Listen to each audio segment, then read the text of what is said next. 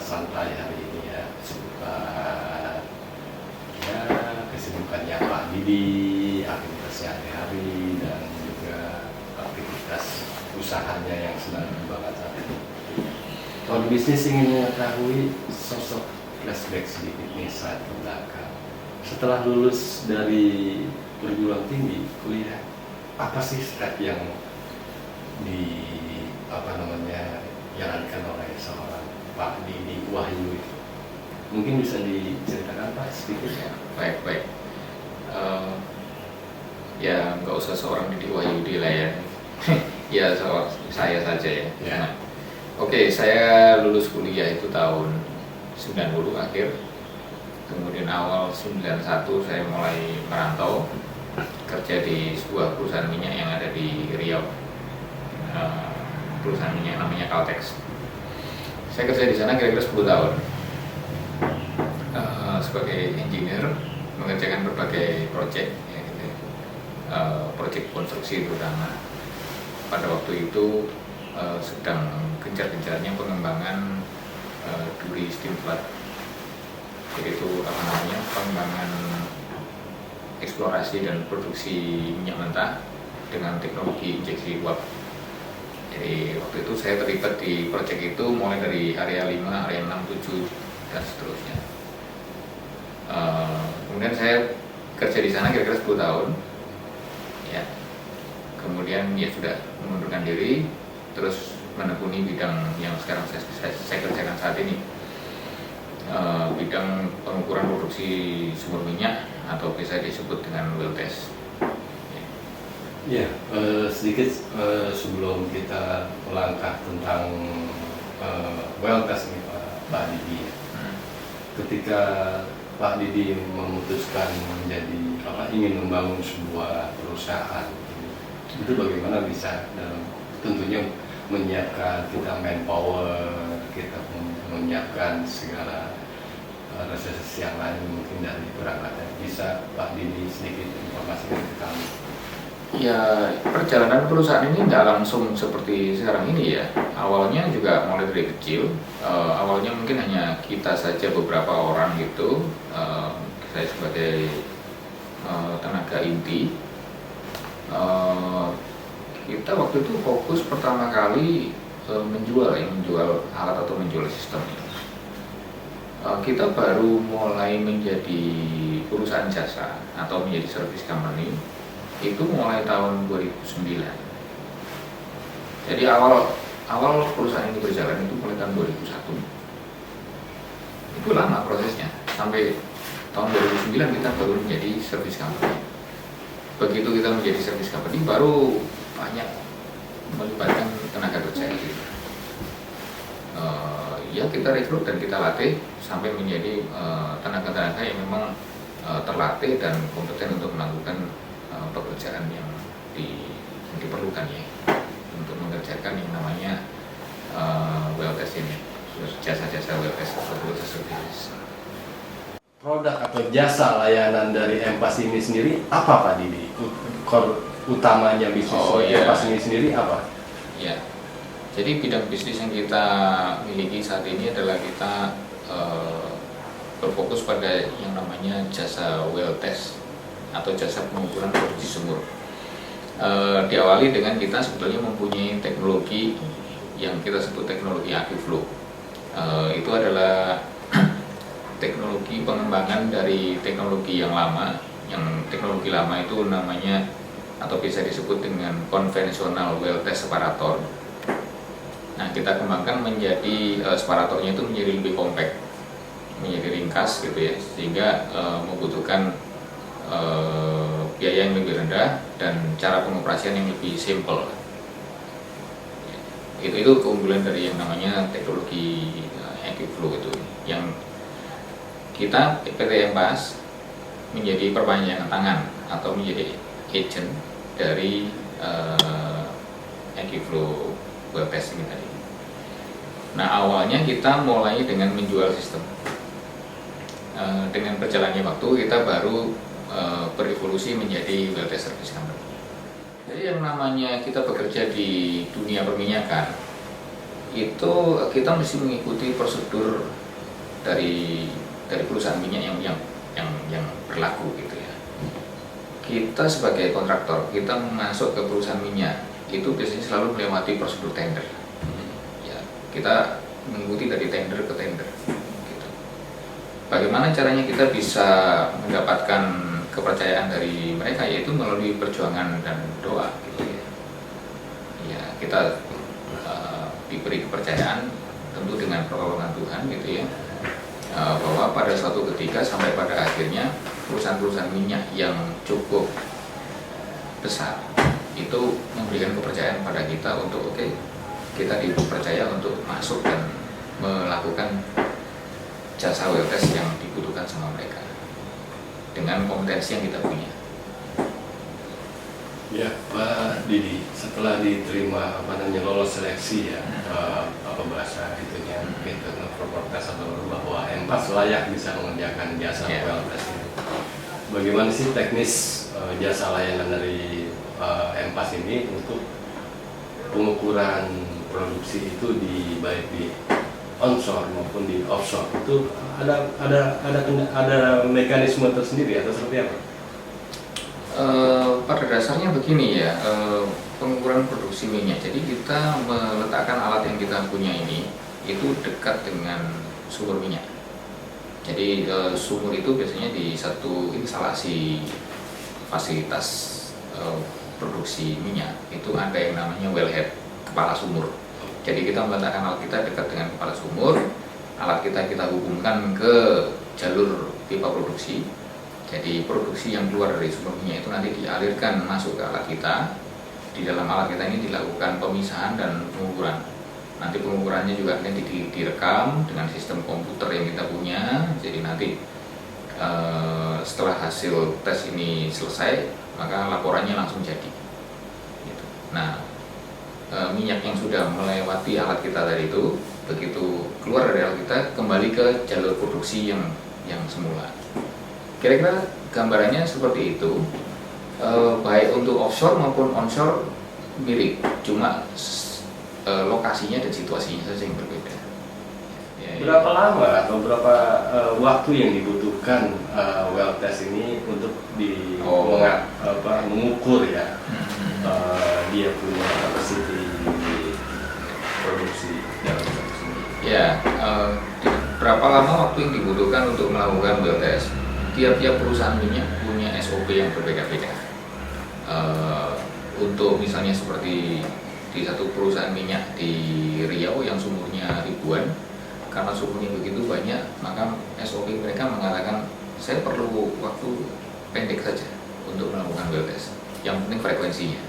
Tapi ada beberapa perusahaan minyak yang lain yang membutuhkan durasi, karena mereka kepengen melakukan monitoring bagaimana profil produksi minyak ini baik pagi, siang maupun malam itu bagaimana, apa perbedaannya. Itu mereka kepengen monitor secara real time dan mereka membutuhkan data yang sifatnya surveillance. Itu jadi berbeda-beda SOP-nya. Jadi ada well test yang singkat pendek tapi sering, ada juga yang panjang untuk kebutuhan yang berbeda. Pak Didi, kita ingin mengetahui well test ini sendiri. Sudah berapa negara yang menggunakan dia punya produk alat pengukur minyak ini sendiri selain di Indonesia? Maksudnya Pak Sarif tentang Akuflow ya? Iya, beda dulu ya. Jadi gini ya, yang namanya alat ukur produksi minyak ini seperti tadi aku jelasin tadi, bahwa teknologi pengukuran produksi minyak ini sebetulnya sudah sejak lama. Dari awal dulu mereka kebanyakan orang menggunakan yang namanya konvensional separator. Itu mulai dari mungkin 100 tahun yang lalu orang sudah melakukan. Tetapi teknologi yang kita sebut dengan Akuflow, diberi nama Akuflow, itu yang mulai kira-kira tahun 90-an atau mungkin lebih tepatnya mungkin ke arah tahun 2000-an lah. Jadi Akuflow dikembangkan waktu itu oleh seorang Amerika gitu ya, warga negara Amerika, untuk kita bisa melakukan well test dengan lebih efektif dan efisien dengan alat yang lebih kompak dan yang seperti tadi saya jelasin. Aquiflow sendiri dikembangkan tahun 90-an, tahun 2000-an mungkin sudah mulai banyak dipakai di banyak negara. Ya tentu Amerika yang paling banyak, karena di situ memang kiblatnya perminyakan dunia kan memang Amerika ya. Sampai saat ini juga produksi minyak Amerika termasuk produsen minyak yang paling besar. Jadi Amerika yang paling banyak, kemudian alat Aquiflow ini banyak dipakai di negara-negara Amerika Selatan, juga di Timur Tengah ada, di Asia yang lain seperti Asia Tenggara, di Thailand, di Malaysia ada, dan juga terutama di Indonesia. Sudah beberapa puluh lah sekarang. Pak Didi, ini government atau pemerintah Bahlil dalam sebuah pertemuan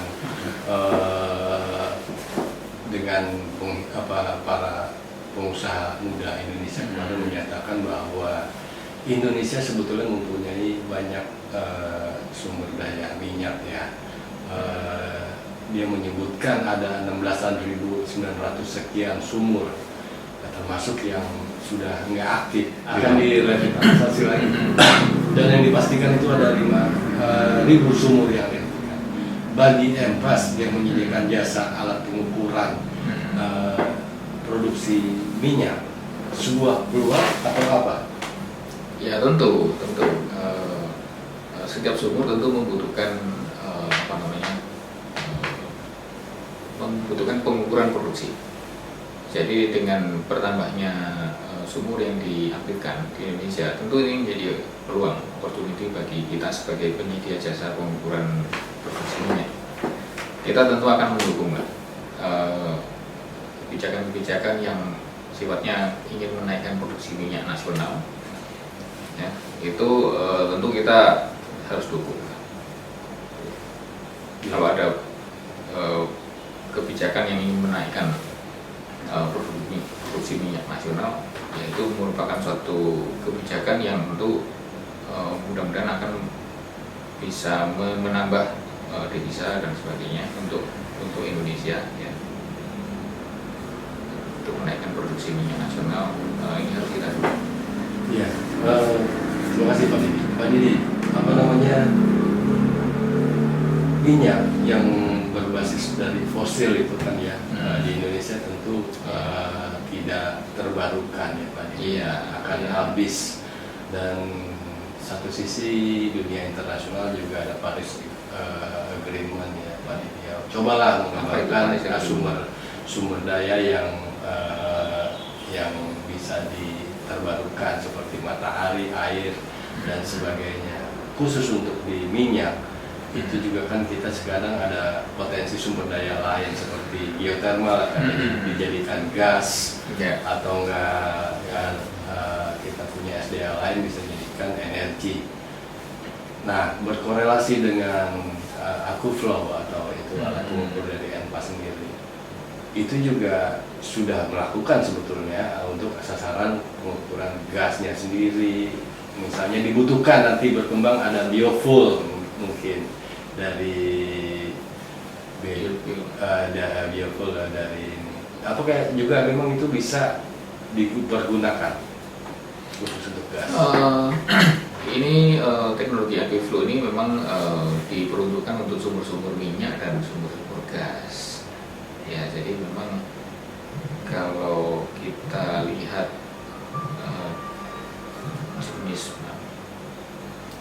jenis sumur yang ada di dunia lah ya, sumur yang berkaitan dengan migas, yaitu sumber minyak dan sumber gas gitu aja. Jadi ya kita bisa mengukur minyak atau bisa mengukur gas ya, sesuai dengan kebutuhan yang ada. Cadangan migas di dalam lapisan bumi yang mungkin kita sebut sebagai tambang fosil ini ya, itu dulu awalnya memang orang menemukannya minyak, terus kemudian orang mengeksplorasi lagi cadangan-cadangan migas, kemudian menemukan lagi gas, banyak cadangan-cadangan gas, dan semua ini semua sumber energi untuk kelangsungan hidup manusia. Jadi baik minyak maupun gas ini merupakan hasil alam dari bumi yang mungkin asalnya itu dari fosil, ya, yang saat ini kita gunakan untuk kehidupan manusia. Tapi suatu ketika ya cadangan-cadangan minyak ini akan habis, baik cadangan minyak maupun gas. Kebetulan sekarang minyak mungkin sudah mulai berkurang, mungkin dari sejak perkembangan peradaban manusia di mana minyak itu mulai diproduksi mulai dari awal abad 20 sampai mungkin pertengahan abad 19 lah ya, mungkin sampai awal abad 20 sampai saat ini mungkin cadangan minyak di dalam lapisan bumi mungkin sudah terproduksi mungkin separuh ya. Mungkin ada berbagai macam lah, ada yang sudah separuh lebih, ada yang masih separuh, ada yang mungkin baru dikembangkan. Tapi suatu ketika cadangan minyak atau cadangan gas akan habis. Mungkin orang nanti akan berkembang ya dari cadangan minyak fosil ini. Nanti mungkin akan berpikir bagaimana mengembangkan teknologi yang bisa mendapatkan energi baru atau terbarukan. Misalnya tadi seperti Bapak bilang, bagaimana dengan geothermal ya, geothermal termasuk salah satu contoh energi baru terbarukan. Jadi energi dari panas bumi itu kita pakai untuk memanaskan air untuk kita mendapatkan uap nanti jadi listrik dan sebagainya. Kita mungkin tidak terlalu terlibat di bidang geothermal ya, jadi kita hanya berhubungan erat dengan yang namanya produksi minyak dan gas.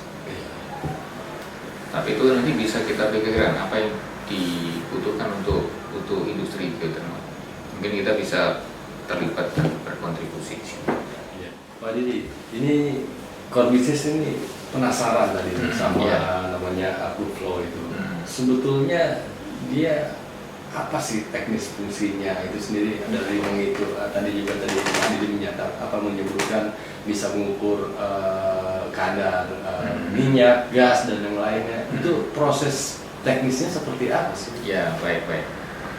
Jadi ini baik produksi minyak atau gas ya yang keluar dari sumber minyak itu dialirkan ke alat kita, kemudian dilakukan pengukuran. Yang biasanya kita ukur itu mulai dari tekanan, suhu ya, kemudian laju alirnya, berapa besarnya produksi gitu ya. Baik itu produksi dan semua komponennya, baik itu minyaknya berapa, airnya berapa, dan gasnya berapa. Jadi itu nanti kita ukur baik secara kondisi operasional, baik secara kondisi aktualnya maupun nanti berikut dikonversi menjadi laporan yang berbentuk standar. Hasilnya besaran-besaran angka-angkanya nanti dikonversi menjadi angka-angka standar, karena biasanya laporan angka-angka dalam produksi minyak itu biasanya harus kita laporkan dalam bentuk satuan standar. Itu kira-kira yang kita ukur dan kita laporkan, dan semua datanya kita lakukan pengukuran dengan alat-alat yang memang akurat, dengan alat-alat yang memang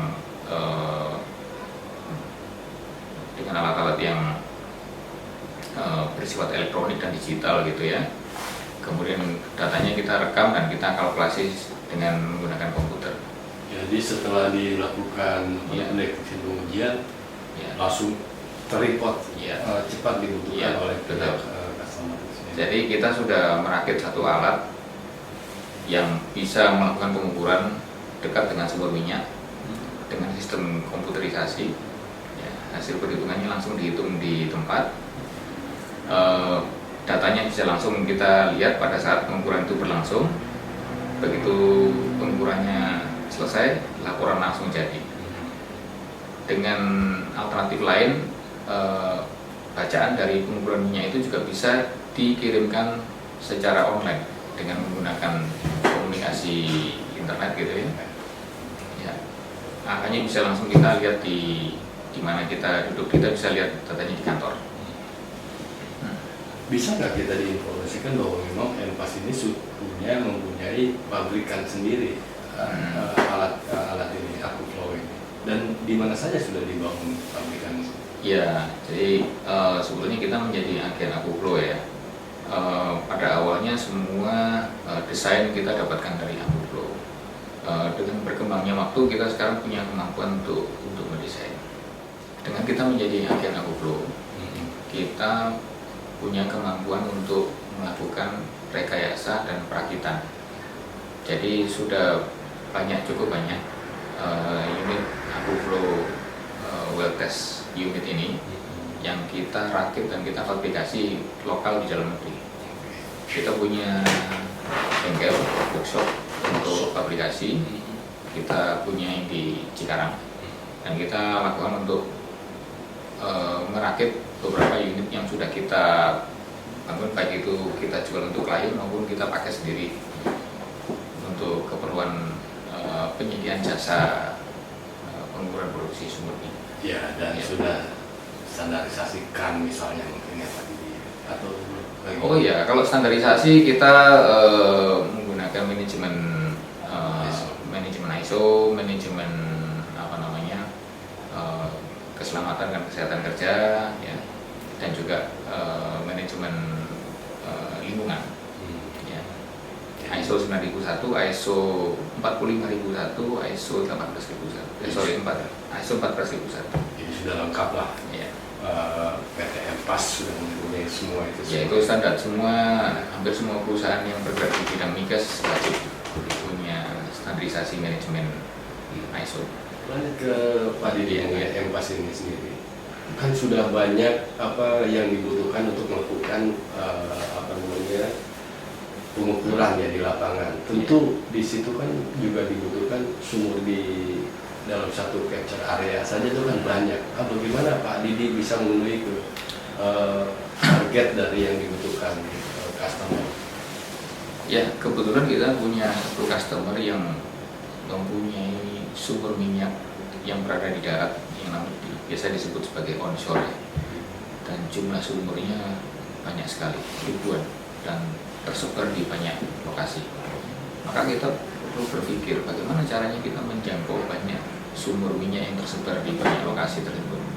Jadi kita dari teknologi Akuflow yang kita punyai, kita berinovasi bagaimana teknologi pengukuran minyak ini dapat menjangkau lokasi yang tersebar. Maka kita berinovasi untuk menciptakan alat pengukur produksi minyak yang bersifat mobile. Kita berinovasi untuk mendesain satu alat yang akhirnya kita sebut sebagai mobile well test unit. Mobile well test unit. Ya, jadi dia bisa bergerak dari setelah mengukur sumur satu ke sumur yang lain. Kalau bisa sih ingin mengetahui big dreamnya seorang Pak Didi ini apa sih, khususnya untuk personal pribadi, khususnya untuk korporat? Saya jawab seperti yang kemarin tadi ya. Jadi bahwa industri migas ini lambat laun akan habis. Maka kita juga perlu mulai berpikir bagaimana kita bisa lebih fokus bukan cuma dengan industri minyak dan gas yang nanti ujung-ujungnya akan habis, tapi kita juga perlu memikirkan energi baru terbarukan. Kita perlu memberikan waktu kita lebih bagaimana ya fokus untuk terlibat lebih dalam di bidang energi baru terbarukan. Tapi untuk saat ini, di mana industri minyak dan gas masih diperlukan dan masih berjalan, ya kita harus berkontribusi secara maksimal di dalam industri migas yang sekarang sedang berjalan ini dengan semaksimal mungkin, dengan manajemen operasi maupun manajemen K3 gitu ya. Operasi harus aman, lancar, ya, secara aman dan sehat gitu ya, dan mengutamakan lingkungan juga. Cuma secara pengembangan perusahaan, kita juga perlu memikirkan bagaimana kita bisa berkontribusi bukan cuma terhadap industri migas di Indonesia, tapi kita coba bisa ekspansi atau menambah ke industri migas secara internasional. Kita harus go internasional Oke. supaya kita tidak menjadi jago kanan di negeri kita sendiri. Ah, itu. Ya. Jangan berkuat, jangan jago Iya. kanan dalam Iya. sendiri. Harus bisa membuktikan Pak Didi ya. Karena industri minyak di Indonesia itu kita lihat kita menjadi sekarang produsen minyak keberapa di dunia. Iya. Mungkin kalau di list gitu List. tidak mungkin dari 20 besar kita nggak masuk list, 20 besar pun nggak masuk. nggak masuk, Hmm. nggak masuk. Tahun 80-an kita ekspor Tahun besar. 80-an, tahun 90-an, tahun 90-an itu di mana kita masih puncak-puncaknya produksi minyak kita itu, kita mungkin menjadi produsen minyak ke-7 atau ke-8. Masuk dalam 10 besar. Masuk dalam 10 besar. Keren. Sekarang Atau mungkin udah masuk. mungkin juga nggak 10 besar lah, mungkin ke 10 atau ke 15, 10, 12, 15. Oh, oke. Sekarang ke 20 pun nggak ada. Artinya Empas bisa kemungkinan membuat unit usaha baru, anak usaha Betul. baru dibilang renewable energy di depan. Bisa jadi. Kita mungkin harus berpikir untuk mengembangkan usaha ke bidang renewable energy. Kita mungkin mendiversifikasi, membuat divisi baru atau ekspansi keluar. Oke. Ya. Pak Didi, terima kasih banyak kesempatan.